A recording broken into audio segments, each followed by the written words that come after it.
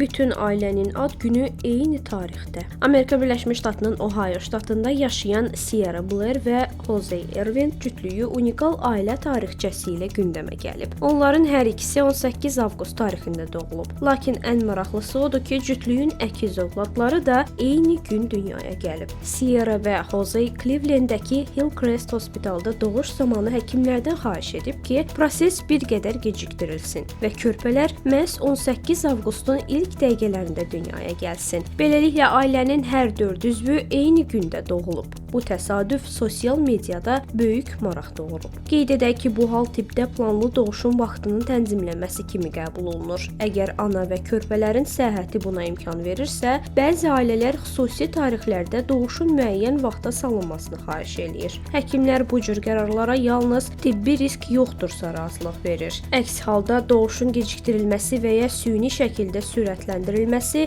həm ana, həm də döl üçün təhlükəli ola bilər.